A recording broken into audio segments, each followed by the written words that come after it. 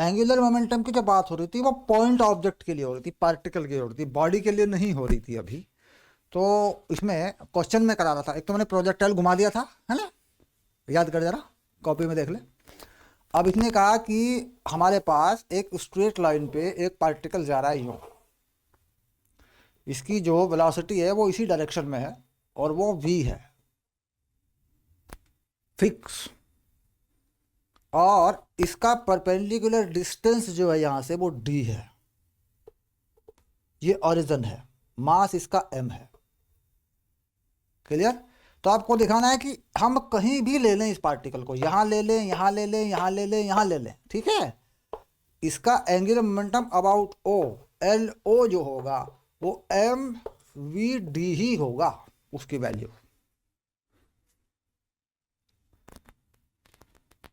अब देख कैसे करते हैं, यहां से देखता हूं परपेंडिकुलर डिस्टेंस में एम वी आर लगेगा, एम आर वी, क्योंकि परपेंडिकुलर लगती है उसमें एम आर वी साइन 90 लग जाएगा यहां पे। तो अब मैं देख यहां देखता हूं, अगर देख यहां देखता हूं, मान लो मुझे ये एंगल ले लिया मैंने अल्फा, और पार्टिकल यहां पर है, बात को समझना, ठीक है। तो ये डिस्टेंस मेरी आर बनेगी, तो इसके और इसके बीच का जो एंगल है, वेलोसिटी और आर के बीच का एंगल, ये हो गया अल्फा। तो यहां से अगर मैं यहां लगाऊं, एट पॉइंट पी लगाऊं, मान लो मैं सपोज करो, तो एल 0 पी पे लगाऊं, जरा ध्यान से देखेंगे, M R V sine alpha. अब देख आर साइन अल्फा क्या होगा, जरा देख, आर साइन अल्फा डी ही होगा। हाँ, तो इसका मतलब ये होता है कि परपेंडिकुलर डिस्टेंस को पकड़ के रखें तो एंगुलर मोमेंटम वही रहता है, परपेंडिकुलर डिस्टेंस ही काम करती है उसमें, एंगुलर मोमेंटम में। हाँ, अब देख, चलो शुरू करते हैं। इन्होंने कहा कि आप ऑब्जर्वर जो है वो ग्राउंड पर है यहां, ये ऑब्जर्वर है, वेब भी नहीं है ये। तो यहां से इसने एक पत्थर को छोड़ा है, एक स्टोन, और ये जो हाइट है और ये बिल्डिंग है, ये बिल्डिंग है, ये ग्राउंड है।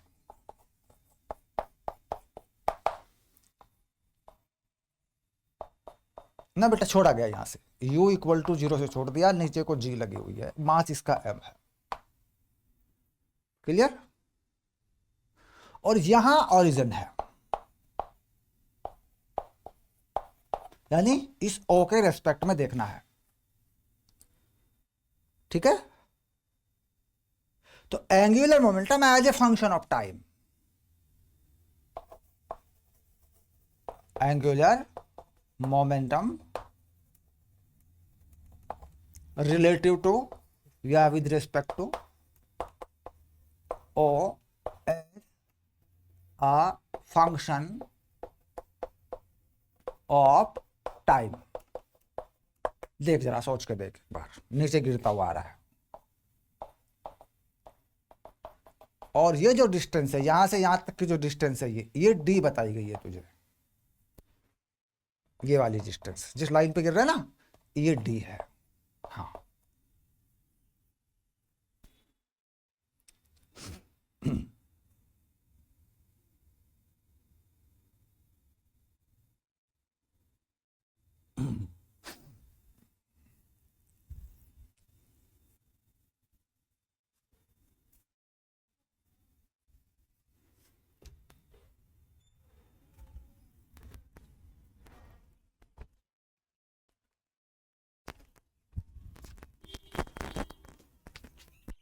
हाँ बेटा, एम यार होता था, आर देख ले, परपेंडिकुलर डिस्टेंस क्या है वो देख ले, और वी कैसे बदल रही है उसको लगा दे, एम लगा दे, और उस पॉइंट के अबाउट क्लॉकवाइज है कि एंटी क्लॉकवाइज है, ये देख।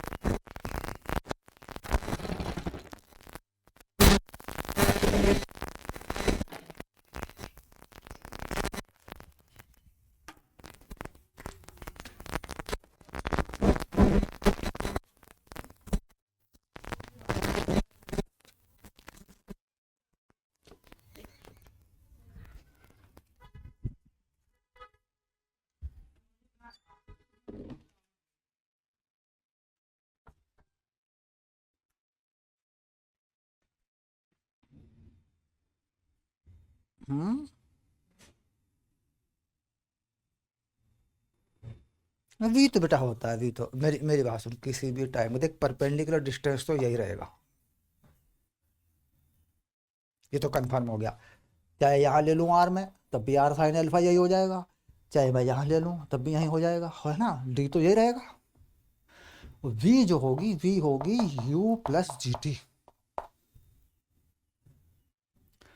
और यू है नहीं इसमें, जी टी किसी भी टाइम पर as a function of time.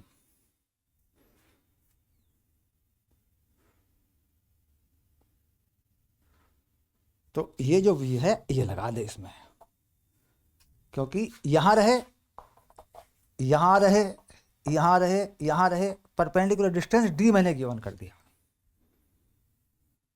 तो इसका मतलब सीधा हो गया कि इसका एंगुलर मोमेंटम ऐसे यूं घूम रहा है ऐसे, तो इनटू द बोर्ड, इसके अबाउट यूं घूम रहा है ना, तो इनटू द बोर्ड, तो ये हो गया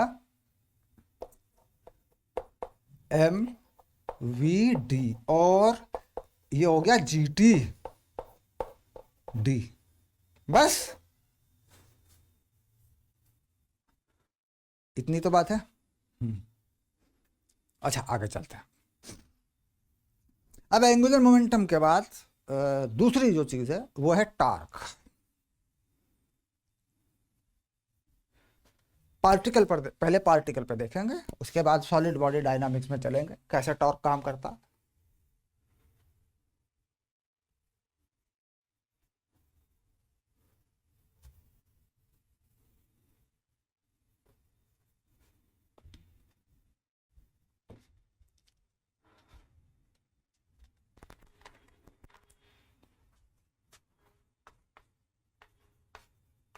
टॉर्क, ठीक। तो टॉर्क का काम क्या है, जैसे हमने कहा था कि लीनियर मोमेंटम को चेंज करने के लिए फोर्स की जरूरत पड़ती है। हुँ? हमने न्यूटन के सेकंड स्टेटमेंट में कहा था कि लीनियर मोमेंटम को चेंज करने के लिए फोर्स की ज़रूरत पड़ती है। तो यहाँ पर इन्होंने कहा कि एंगुलर मोमेंटम को चेंज करने के लिए टॉर्क की ज़रूरत पड़ती है, यानी वही है सेकंड लॉ है। तो अगर मैं, हाँ, तो इसका मतलब ये होता है कि रेट ऑफ चेंज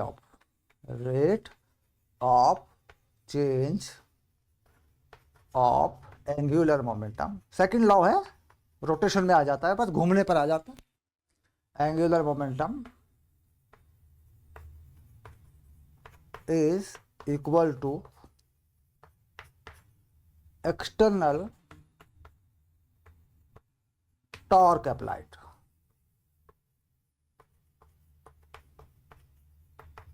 अब देख कैसे बनेगा, क्या था angular momentum, M R cross V, ये था देख।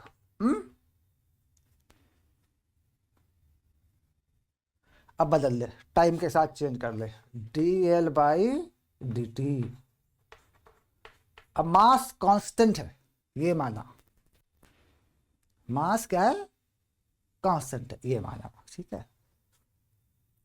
एम पोजीशन में आर लगाया मैंने, और यहां लगाया मैंने D V by D T, यानी वेलोसिटी को चेंज किया मैंने, आर को मैंने चेंज नहीं किया फर्स्ट टर्म में, क्लियर। दूसरी टर्म डिफरेंशिएशन में प्लस कर दिया करते हैं, ये फार्मूला ध्यान है प्रोडक्ट रूल में, ठीक है। अब इसके बाद मैंने एम को फिर चेंज नहीं किया, फिर मैंने आर को किया, D R by D T cross V, ये आया, हो गया। अच्छा अब एक और बात कही मैंने डीएम बाई डी टी किया, नहीं पहले टर्म पे है, तीनों टर्म होते हैं ना।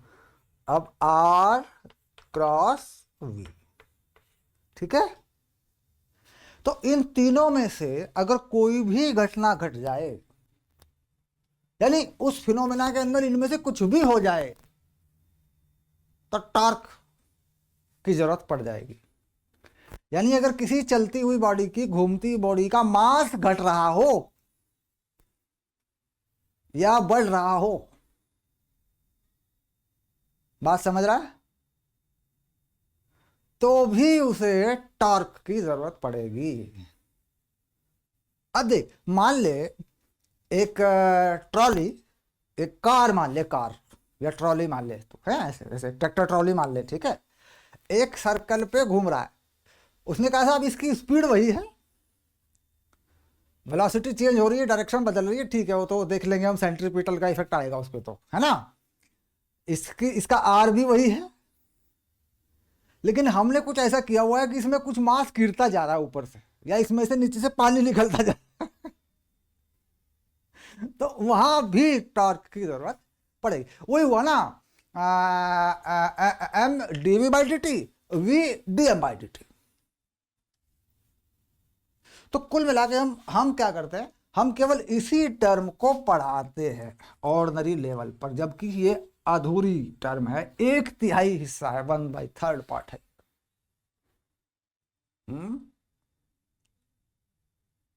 हाँ, यही टर्म हम पढ़ते हैं नॉर्मली, लेकिन है सारे टर्म टॉर्क, क्वेश्चन कहीं भी बन सकता है। मैं एग्जांपल दूंगा तो फिर बताऊंगा, क्वेश्चन तो कहीं भी बन जाएगा, लेकिन हम जो पढ़ा रहे किताबों में, हम बस इतना ही बता के भाग लेते हैं। तो इसका मतलब क्या हुआ, ये क्या हुआ, acceleration, D by D T क्या हुआ, एक्सेलरेशन हो गया।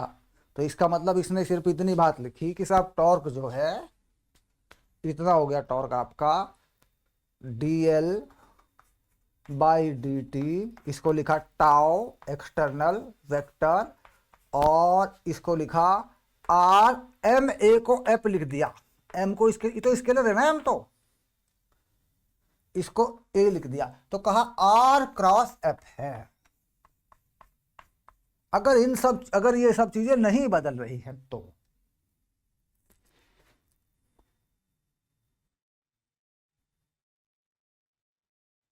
हाँ, अब देख मेरी बात सुन, सिंपल सिंपल देख ले, मान ले यहां एक स्प्रिंग है, यूं, एक टेबल के ऊपर ये पड़ा हुआ स्प्रिंग है, हम्म तो मैंने स्प्रिंग को यहां से एक सर्कुलर ट्रैक को टेंजेंट मानते हुए एक वेलोसिटी का पुश दे दिया, ऐसे, टेबल के ऊपर है, फ्रिक्शनलेस है, तो जाहिर सी बात है सेंट्रीपिटल को बैलेंस करेगा, स्प्रिंग का रेडियस तो बढ़ेगा, और घटेगा भी, वाइब्रेशन भी होंगे, तो ये इक्वेशन फेल हो जाएगी।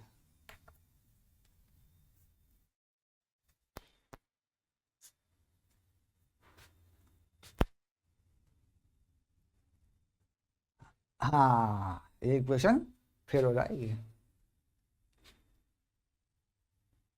ठीक। अब यह बात आई कि भाई फिर कौन सी इक्वेशन कैसे काम करें, कि साहब आपने शुरू में एक स्पीड दी है, यानी सिस्टम को आपने शुरू में एक एनर्जी दी है, आप हट गए हैं,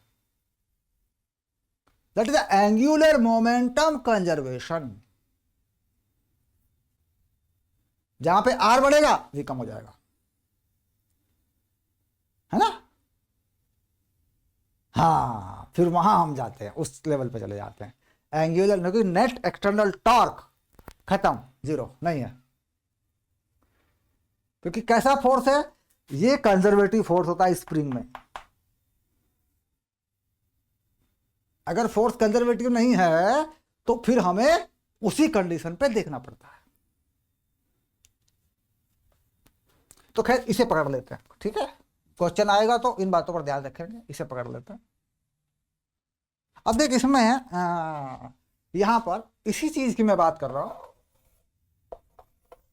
इस पे टॉर्क क्या था, इस पे टॉर्क क्या बनेगा, जो पत्थर गिर रहा था, हम्म इस पे टॉर्क क्या बनेगा।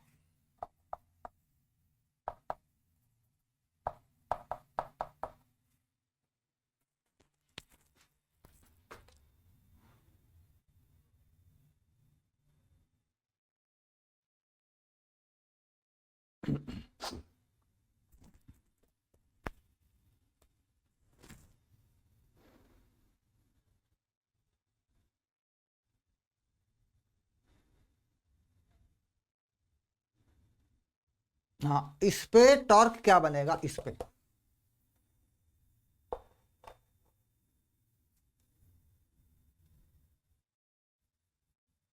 नहीं नहीं, तो एल तो ये बना दिया ना मैंने टी के टर्म में। वो पत्थर जो गिर रहा था अभी, उसी की बात हो रही है।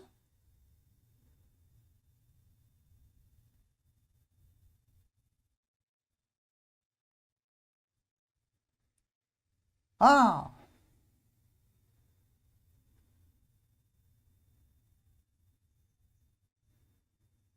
इंटीग्रेशन मत कर, डिफरेंशिएशन कर।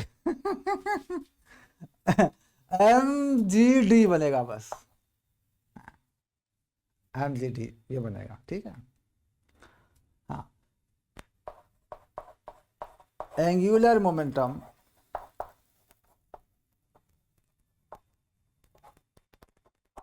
of a particle moving along a circle of radius r naught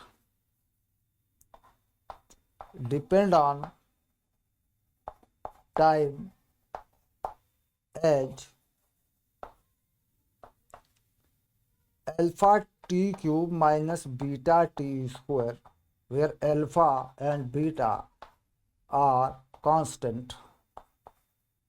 Mass of particle is m, ठीक है। गिवन है, मास नहीं बदल रहा है, रेडियस नहीं बदल रही है, एंगुलर मोमेंटम है ऐसे ही बदल रहा है बस, ठीक है।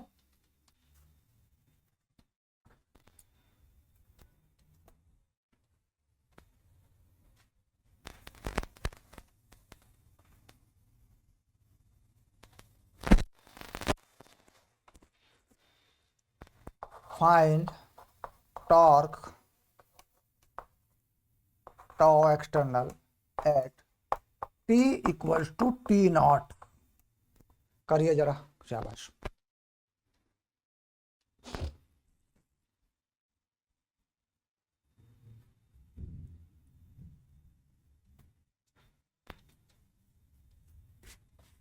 हाँ अच्छा, इसके बाद find force acting on particle at t equal to t not.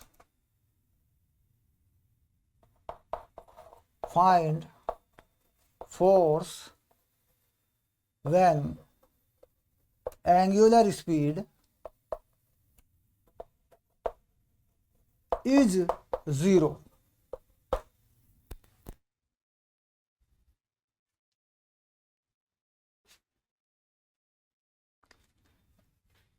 वो तो आ जाएगा, 3 अल्फा t स्क्वायर आएगा बेटा। हाँ हाँ हाँ, ये 3 अल्फा t स्क्वायर आएगा, ये 2 बीटा t आ जाएगा। हम्म।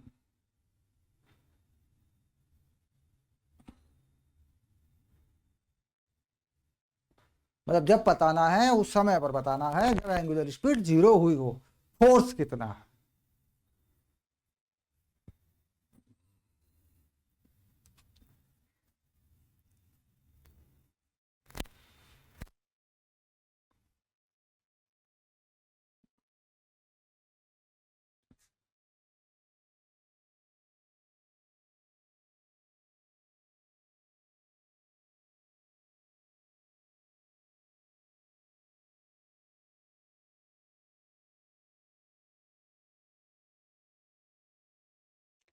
हाँ वो तो क्या नाम, एंगुलर स्पीड 0, पहले एंगुलर स्पीड तक पहुंच तो जा, फिर फिर उसे 0 लगा, फिर कोई टाइम आएगा, उस टाइम को फोर्स में डालना।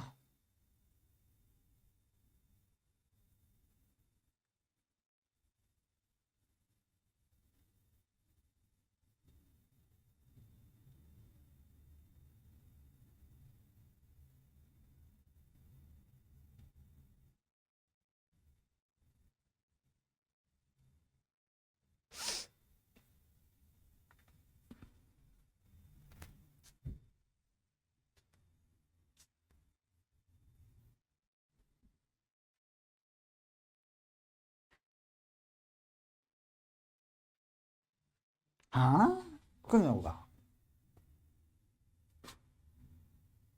एंगुलर स्पीड में से टी निकाल के फोर्स में डाल। हाँ,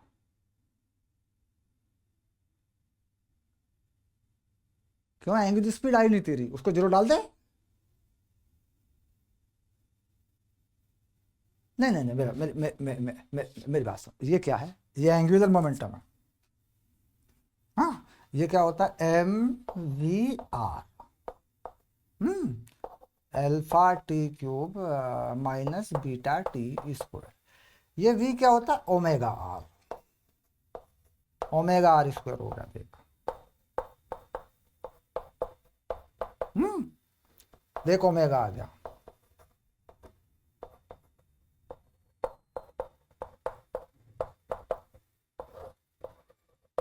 हम्म इसे जीरो डाल दे। हम्म, अब देख, इसमें से एक ये तो नीचे का नंबर जीरो हो गया। अल्फा टी स्क्वायर कॉमन ले ले। Alpha T minus beta. T का नंबर जीरो, यानी एक टी तो जीरो है, खत्म। एक टी है beta upon alpha.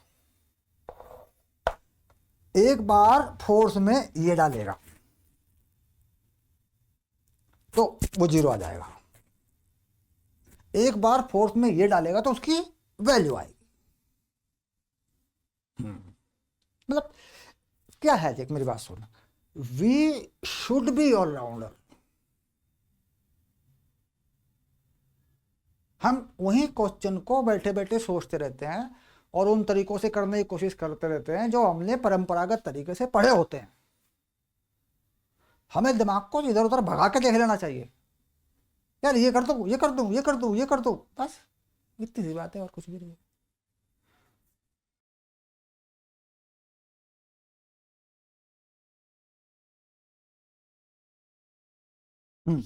Particle angular momentum conservation. Particle angular momentum, not solid body. ठीक है, पार्टिकल एंगुलर मोमेंटम कंजर्वेशन, क्योंकि इसके बाद फिर सॉलिड बॉडी पे जाना पड़ेगा, मोमेंट ऑफ इनर्शिया पे आएंगे फिर। तो इन्होंने कहा कि यहाँ पर हमारे पास एक ऑब्जेक्ट है जो एज ए पार्टिकल है, ये वाला। इसका मास है m1, और ये जो रेडियस है ये r है, और ये एक सर्कल पे ये एक फ्रिक्शनलेस टेबल के ऊपर घूम रहा है, जिसकी एंगुलर स्पीड है ओमेगा नॉट।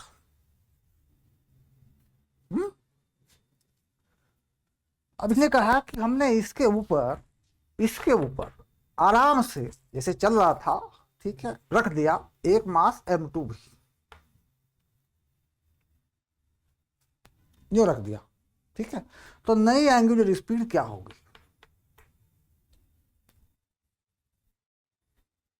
और इसमें एनर्जी का लॉस कितना होगा?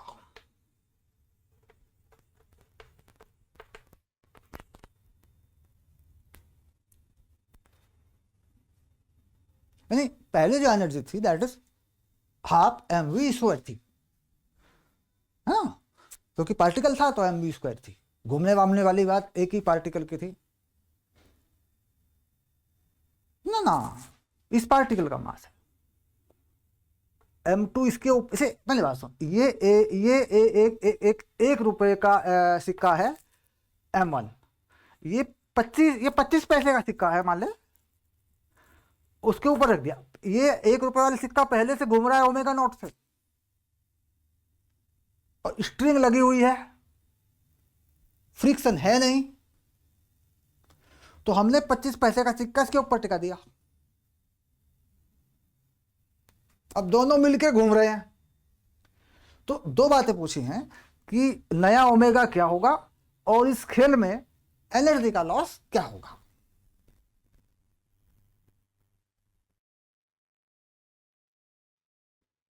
एंगुलर मोमेंटम कंजर्वेशन, घटना के होने से पहले का सारा एंगुलर मोमेंटम, घटना के होने के बाद का सारा एंगुलर मोमेंटम बराबर होता है, इक्वल होता है।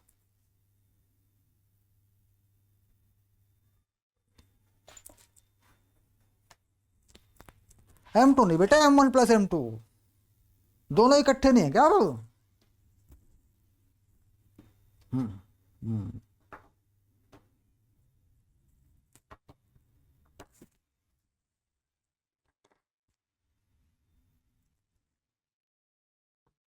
हाँ, अब यहां से ये पता लगा कि जो एनर्जी में लॉस हुआ, जो पहले थी एनर्जी यहाँ पे हम स्क्वायर, हाँ, वी को तो ओमेगा आर लगा ही लेगा, और दूसरे वाले को भी ओमेगा आर लगा लेगा, एनर्जी में लॉस कितना हुआ?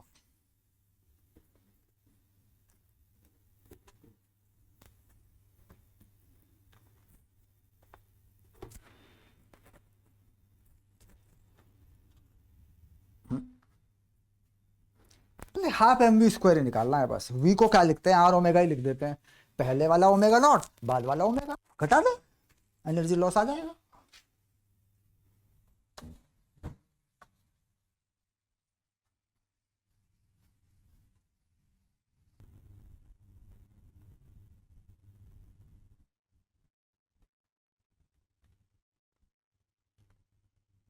नहीं, ऐसा होता है देखो, टोटल जो एनर्जी बनती है वो क्या बनती है, हाफ एम वी स्क्वायर है, यहाँ पे पार्टिकल ही तो है ये। तो पहले वाली जो बनेगी वो बनेगी half M1 R omega not square, R square sorry, यहाँ आर स्क्वायर, ये पहली बनेगी जब अकेला था। हाँ, अच्छा, ये बनी ई इनिशियल। दूसरी क्या बनेगी, half M V square 1/2 M R square omega square, ये ई दूसरी बनेगी। हम्म, ओमेगा का वैल्यू है, क्या है ओमेगा का value, M V, M M omega not R square, M V R है ना, M omega not R square, ये अपॉन M1, और ये M1 कर ले।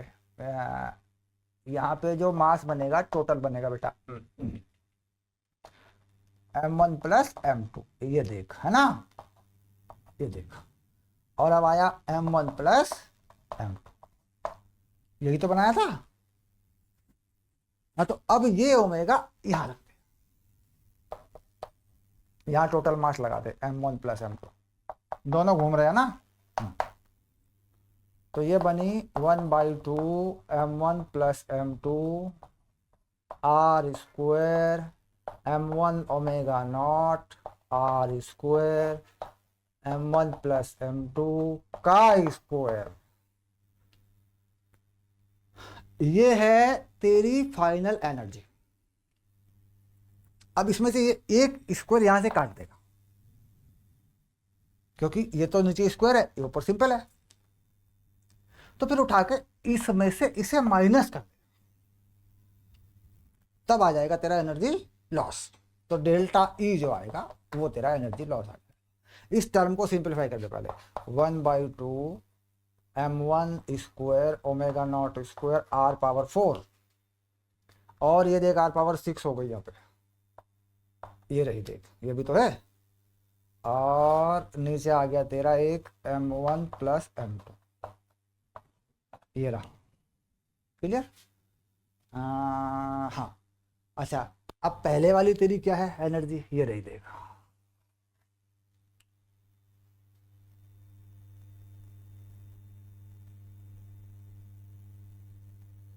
और उसमें हाफ एम वी स्क्वायर ठीक लगा हुआ है, इसमें half M V square omega लगाया हुआ है, वो भी ठीक है, और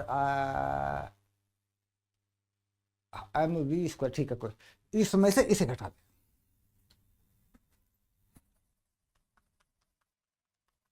ई फाइनल ऐसे।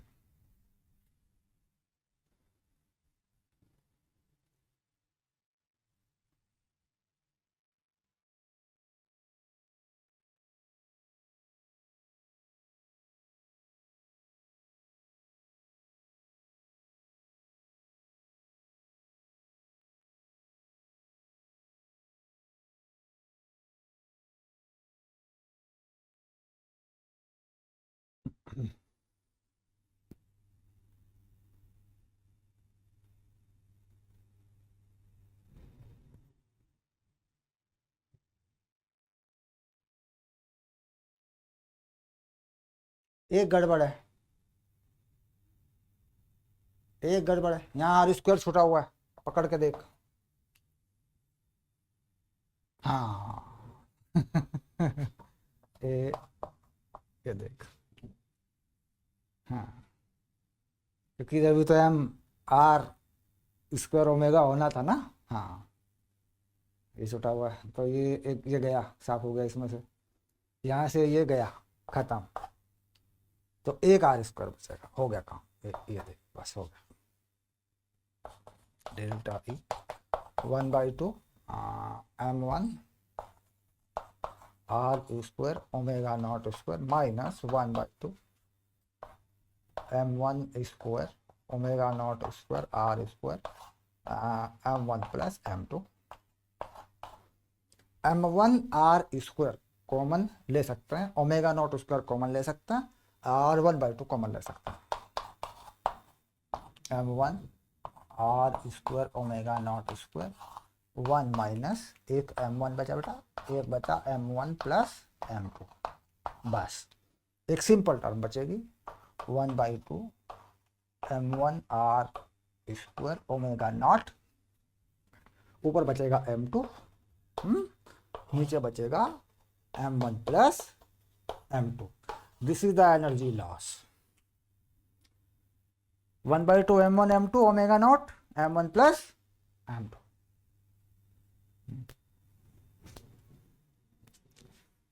Loss due to friction. किसका लॉस है ये? फ्रिक्शन। क्योंकि उस कॉइन के ऊपर अगर वो छोटा कॉइन ना, फ्रिक्शन उसे पकड़ के ना रखे, वो गिर जाएगा।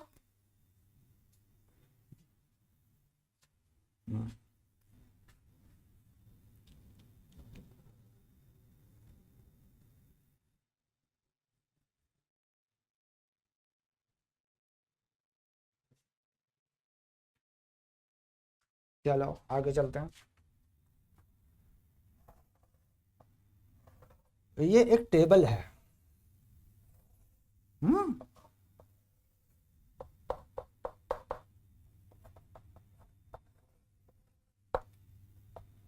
इस टेबल में यहाँ एक होल है, और इस होल से एक रस्सी, एक स्ट्रिंग बांध के एक मास पार्टिकल को एम को यहाँ रखा और एक को लटका दिया,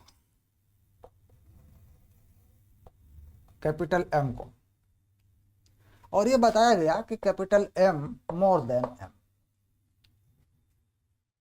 और ये बताया गया कि कैपिटल एम जो है नीचे की तरफ एक्सेलरेशन ए से चलेगा। ये बता दिया गया आपको। और यहां इसने शुरू में इसको बिल्कुल, जब ये डिस्टेंस आर नॉट था, इसको एक angular speed omega not the थी। ठीक है, तो यानी कहीं कोई फ्रिक्शन नहीं है। ठीक है, ये नीचे आता रहेगा, इसका रेडियस घटता रहेगा। पर इनिशियल मोमेंट पे क्या दिया था इसको? Omega not. ठीक है, ये कह रहा find omega when R equal to R not by 2।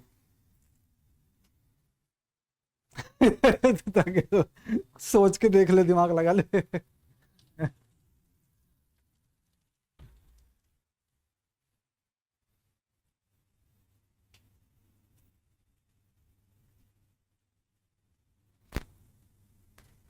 That means obviously angular momentum conservation.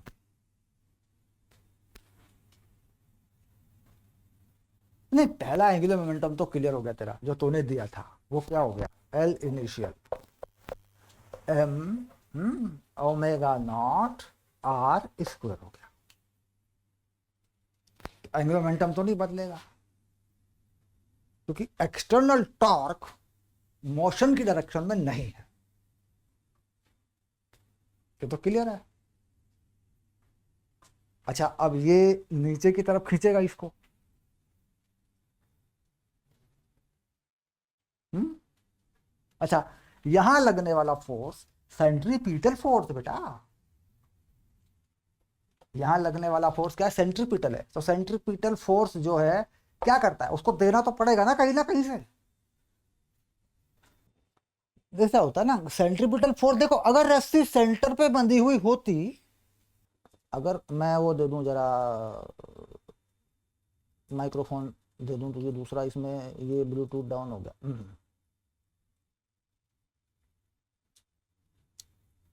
हाँ ठीक है, रियल टेक ऑडियो हो गया, ऑटोमेटिक हो गया, ठीक। हाँ, अगर रस्सी कहीं ना कहीं बंधी हुई होती तो फिर तो रस्सी की टेंशन की फॉर्म में यहीं से मिल जाता वो चीज। अब तो टेंशन ये बनाएगा ना, देख मेरी बात सुन, ये इसमें नीचे कितना फोर्स है? mg। ऊपर क्या है इसमें? t। और व्हाट इज t? t क्या है? हाँ, t क्या है? t है सेंट्रीपिटल फोर्स। हम्म। भाई टेंशन में सेंट्रीपिटल फोर्स है, और ये इस तरफ चल भी रहा है ए से, तो सेंट्रीपिटल फोर्स भी देना पड़ गया और एक्सेलरेशन भी देना पड़ गया, क्योंकि टेंशन जो है वो इधर खींचेगी ना यूं। तो टेंशन क्या हुई? टेंशन हो गई M omega square R, centripetal हुआ कहीं पे भी,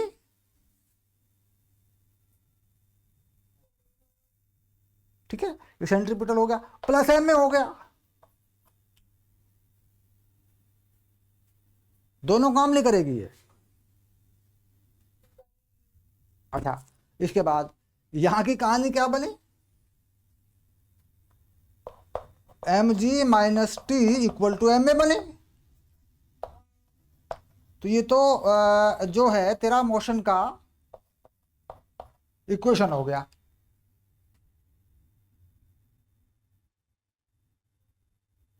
इसमें दो चीजें हैं, एक ओमेगा एक ए, टी तो हट जाएगा ना। अच्छा, एंगुलर मोमेंटम कंजर्वेशन में क्या है? एंगुलर मोमेंटम कंजर्वेशन में क्या है? देख ये पहली चीज है। हम्म। और दूसरी चीज क्या है? M omega R not by to.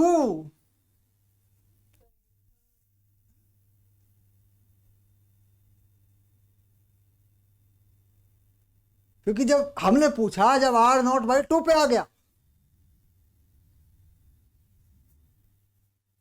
Conserve हो गया ना। तो इन दोनों इक्वेशन से ओमेगा और ए मिलेंगे कि नहीं मिलेंगे बताओ?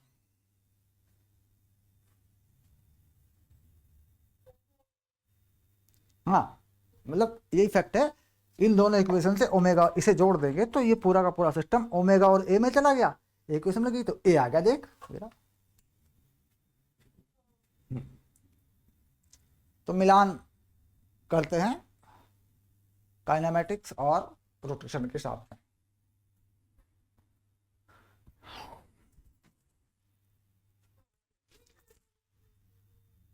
अच्छा वो कर, कल का टाइम बता, क्योंकि मैं भी धीरे धीरे ठीक ठीक हो रहा हूँ। हम्म। ये वाला टाइम से ये 3 बजे वाला। 3 से 5।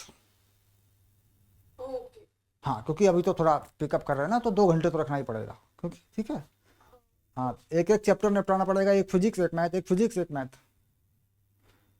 केमिस्ट्री वाली मैम 2-2 घंटे में क्या क्या पढ़ा रही थी, क्या क्या पढ़ा दिया उसने? अच्छा अच्छा, ऑर्गेनिक पे चल रही है, बहुत बढ़िया चल रही है, बहुत बढ़िया चल रही है, क्योंकि मेरे पास ऑर्गेनिक नहीं है मेरे पास ऑर्गेनिक नहीं है, बाकी सब है बाकी तो मैं तुझे किताब ही दे दूंगा, किताब से ही पकड़ लेगा फटाफट केमिस्ट्री को। ठीक है, कोई बात नहीं, 3 बजे का ठीक रखते हैं बेटा, ओके।